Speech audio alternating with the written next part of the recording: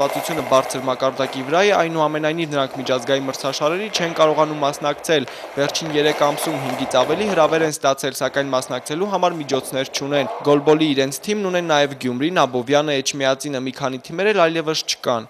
Մենք կորուստ ունեցանք երկու թիմի, մեր ֆինանսավորումը խանգարեց, որ չունենք ֆինանսավորում, ամեն ինչը մենք ենք հայտայտում։ Արամայի Սիմոնյանն է ամենատարեց գոլբոլիստը, 1985-ից խաղացել է Հայաստանի հավաքականում, 15-ից ավելի միջազգային մրցաշարերի է մասնակցել, մի քանի անգամ էլ իր թիմը գավաթով է տուն վերադարձել։ Երջանկանում եմ, որ ես ի վիճակի եմ խաղում եմ։ Ես այս ֆուտբոլիստ եմ պատկերացնում։ Սպորտով դեպի հասարակություն, հենց այս նշանաբանով կազմակերպիչները ցանկանում են բոլորի ուշադրությունը սևեռել հաշմանդամային սպորտի վրա, իսկ հաղթող թիմերը այս անգամ կբավարարվեն միայն մեդալներով։ Վահե Դավթյան, Տիգրան Բաբայան, Հայլուր։ Ոսկե ծիրանը Իտալիայի ֆինանսական ու աշխարհի նորաձևության կենտրոնում։ Միլանում ավարտվում է կինոյի, հեռուստատեսության և սպորտի փառատոնը։ Այս հեղինակավոր ստուգատեսին, որն արդեն մոտ 30 տարի մթնոլորտ է ստեղծում ու ճաշակ թելադրում ամբողջ աշխարհին, մենք եկել ենք առաջին անգամ ու միանգամից հաղթել։ Պատվո մրցանակը, որ տրվում է բարձր կինոյի քարոզչության համար, այս անգամ շնորհվել է Ոսկե ծիրան կինոփառատոնին։ Միլանի ավանդական անդորը վերջին օրերին պարբերաբար խախտվում է հակակառավարական բողոքի ցույցերի նոր ալիքով։ Քաղաքի սիրտը Պիացցա Դուամոն, որ զբոսաշրջիկների գլխավոր հավաքատեղին է, տարբեր կողմերից շրջապատվում է ցուցարարների խիտ շարքերով, սակայն ոչինչ չի կարող խաթարել Միլանի կյանքի բնականոն ռիթմը։ Քաղաքը պատրաստվում է տարվա գլխավոր իրադարձությանը։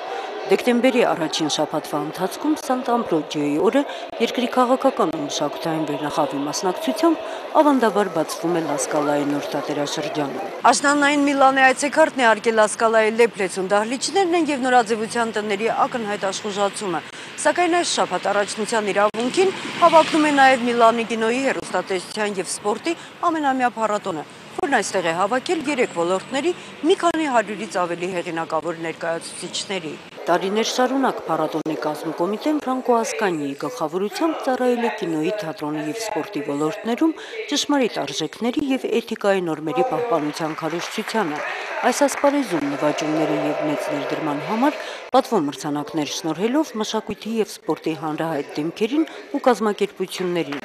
Փառատոնի մրցանակակիրների թվում են Լենի Ռիֆենշտալը, Էնիո Մորիկոնեն, Պելեն, Ռոբերտ Ռեդֆորդը, Ալբերտո Սորդին և ուրիշներ։ 2010-ի մրցույթն անցկացվել է 14 նախընտրական փուլերով աշխարհի 5 մայրցամաքներում։ Եզրափակիչ հանդիսությանը մասնակցության իրավունք են ստացել ոչ բոլոր անդամ երկրները։ Հայաստանը ոչ միայն հրավիրվածների, այլև մրցանակակիրների շարքում է։ Երևանյան Ոսկե ծիրան կինոփառատոնն արժանացավ փառատոնի պատվո մրցանակին։ Golden Apricot Yerevan International Film Festival.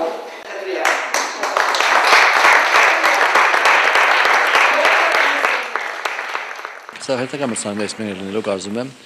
որովհետև 2 տարի առաջ ստացանք Հոլիվուդյան ոսկե երկրորդ Golden Globe մրցանակը, այսօր ստանում ենք Միլանի փառատոնի մրցանակ, որը շատ ավելի մեծ ինչ խոսքան Golden Globe-ը, բայց շատ հաճելի է։ Միլանի փառատոնը, որ տարեցտարի ընդլայնում է ընդգրկման սահմանագիծն ու գործընկերության շրջանակը, փորձում է որակապես նոր համագործակցություն սկսել Երևանյան կինոփառատոնի հետ։ Ոսկե ծիրանի ընդամենը 7-ամյա կենսագրությունն ու այդ կարճ ժամանակահատվածում նվաճած հեղինակությունը պրոֆեսոր Ասկանիին հուշում են, որ գործակցությունը խիստ արդյունավետ կլինի։ Մեր փառատոնին 100-ից ավելի անդամ երկրներ ու պատվավոր հյուրեր են մասնակցում։ Ես վաղուց էի մտածում հայերի հետ համագործակցության մասին։ Հայկական դարավոր քաղաքակրթությունը, հարուստ մշակույթն ու Երևանյան Ոսկե ծիրան փառատոնի նվաճումները մեր գործընկերության լավագույն հիմքը կդառնան։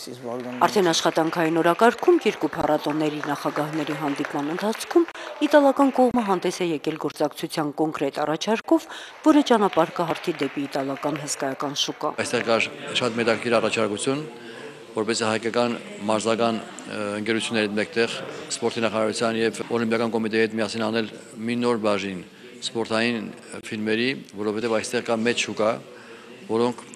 օգնում են այդ սպորտային ֆիլմերը վաճառվելու հեռուստատեսություններին։ Իսկ Միլանի փառատոնն արդեն մոտենում է եզրափակիչ սահմանագծին։ Ստուգատեսի օրակարգը լարված է։ 180 նախագծեր, 230 հավատարմագրված լրագրողներ, տասնյակ վարպետության դասեր ու ցուցահանդեսներ, որոնք իրենց մշակութային բազմազանությամբ փառատոնային առօրյան վերածում են նաև տոնի։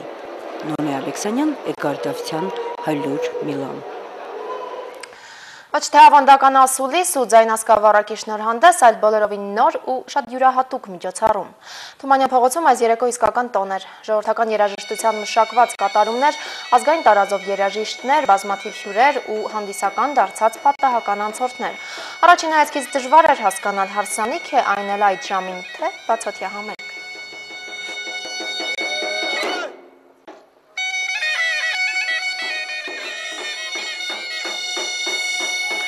Երաժիշտ կոմպոզիտոր Նորայր Քարտաշյանի նպատակն է շնորհանդեսը վերածել գեղեցիկ տոնի, տարբերվող է նաև հենց սկավառակի պարունակությունը։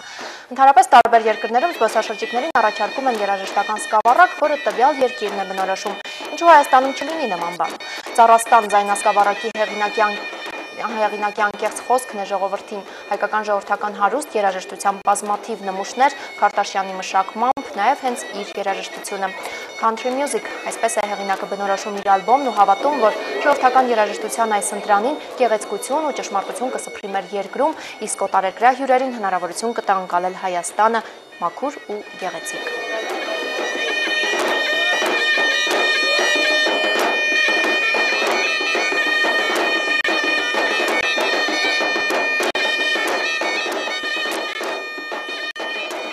Մնացեք առաջինի հետ, կհանդիպենք կեսգիշերն անց։